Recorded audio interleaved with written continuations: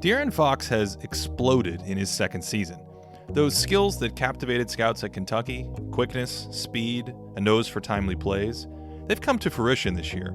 He's been a blur at times, a nightly highlight machine, and his playmaking has been fantastic. He's shredding teams in pick and roll coverage, floating lobs, slick bounce passes, whipping cross-court dimes, all with equal dexterity. Like a great quarterback, he'll attack space with his passes. Notice here how, when he recognizes neither corner defender is filling the lane, he flicks a bounce pass to his roll man for the dunk. He can thread the needle on these kinds of passes. Again, the paint is open for the roller to slide into, so Fox hits him with a perfect pass. But if the defense sags into the lane and takes away the roll, he'll exploit it by kicking it to a wide-open shooter. These are beautiful reads and tough to handle. His passes are often fastballs, but still delivered with precision in the shooting pocket. He's also a lob wizard, serving this into the open window on the far block. Here, the moment his roller slips past the defender, Fox merely has to check the weak side help here, and then he springs it toward the hoop. He's not just prolific at set pieces either. His dynamic passes demonstrate great basketball intuition, almost always exploiting gaps that he's hollowed out in the defense. He's fantastic at punishing defenders when they commit. Here, the second DeAndre Jordan chases the block, Fox audibles with a lightning-quick pass. He doesn't always get these kinds of drives right, and as a result, his shots are blocked quite often. And he doesn't always thread the needle perfectly. His turnover rates are on the higher side, near the bottom quartile of the league among qualifying point guards. And he can get stuck going right. This is probably his biggest weakness. He doesn't really finish with his right hand, and so he's limited going in that direction. When teams can force him right, it almost neuters him at times. But his speed is a serious problem for most defenses, and he can get left around most opponents where he's a high-end finisher at the rim. His 65% shooting at the hoop ranks 4th in the league among all players under 6'6", and he knows how to use his body and his leaping. Look at the way he shields the giant Steven Adams with his torso here, able to free up the shot and finish. He'll drive hard like this and initiate contact, enough to get to the line quite frequently. In fact, his free throw rate per 100 possessions ranks 20th in the league, 5th among point guards. Yet his game is balanced, almost like a 90s star. He mixes floaters with mid-range pull-ups to complement those attacks to the rim. His shot chart is more Rorschach than Morey, at least on the left side of the court where he's dominant. 30% of his shots are at the rim, 28% in the short mid-range, 19% on long jumpers, and another 23% from behind the arc, a near homogeneous distribution. And speaking of behind the arc, he's smoking from there right now, hitting 41% of his threes on 4.5 attempts per 100. While this might be unsustainable, he is shooting 40% on all shots outside 15 feet, which is 32nd best in the league for players with at least 150 attempts. An encouraging sign that he could be an above average or even good outside shooter as he enters his prime. But what about his defense? Well, his slight build makes him vulnerable to stronger players, and he has a habit of trailing cutters and lagging behind plays. But he has perhaps the greatest recovery speed I've seen in an athlete since Deion Sanders.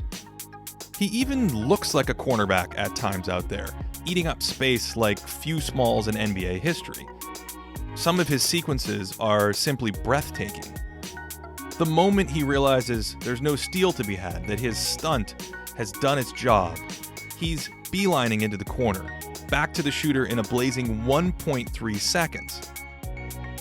It's almost impossible to imagine that this will be a block, because this is exactly how the offense drew it up. Yet Fox still erases the play. These quick bursts and his nearly 6'7" wingspan can destroy offensive ideas at times. Steph Curry might have the quickest release of any player in NBA history, but it's challenged here by Fox's quicksilver speed. He seemingly teleports through this screen to completely blow up the shot. I'm not sure he can play in top gear on defense like this all the time, especially with his offensive requirements, and his motor isn't quite high enough for him to go full tilt on that end on every play. But when he dials in, His ball hawking is quite strong. He can frustrate most opposing ball handlers. His hands are active and dangerous. He's in the top 30 in steal percentage, and when he's locked in, I love how he navigates screens. Notice how skinny he makes himself, slipping his hips around the screener in advance, trailing his guy like glue. Advanced metrics paint him as a neutral type defender, and I think that's fair given his inability to switch or protect the paint well. But when he's locked in, he's a clear plus defender, and in the right situation, he could be close to an all-league defender at his position. He also needs the ball to succeed right now, and while he has achieved success, the Kings are about 7 points better on offense when he's on the court. This is the profile of a good but not great offensive floor general. He's a good passer, he breaks down the defense, but all those mid-range shots make him somewhat inefficient. Players like this lose value next to other on-ball stars, and thus might not scale well in certain circumstances, meshing better with off-ball players, defensive-oriented guys, and versatile big men. It's hard to assess players like this in small samples, and without seeing them in the playoffs. Will Fox's lack of a right hand be completely exposed? Can he be game planned against? I trust his shot as well, but I also doubt he can sustain 41% three-point shooting for any considerable period of time. If we look at his impact numbers and major all-in-one metrics, he looks good, but not great. He has the hallmark of a top 50 player, but someone who isn't quite an all-star. And I think this pegs Fox pretty well, even if it undersells him a little bit in certain circumstances. Going forward, it might help him to gain some weight, but I wonder if that would kill his speed advantage. For him to become an elite offensive engine, he's either going to have to become a significantly better finisher going right, or maintain this upgrade in his shooting, both of which are hard to do. He's probably the NBA's most improved player this year, but for me, in 2019, DeAaron Fox is just short of being an all-star caliber point guard. Thanks so much for watching. If you like this video, you can help me make more of them by supporting my Patreon account. I've put the link on the screen here, along with other places you can find my work, including the Thinking Basketball podcast. I also want to thank Ryan Davis for the shot chart I used in this video and the wonderful play-by-play stats from Daryl Blackport. I've gone ahead and put links to their resources in the video description. Otherwise, I'll see you guys in the next video.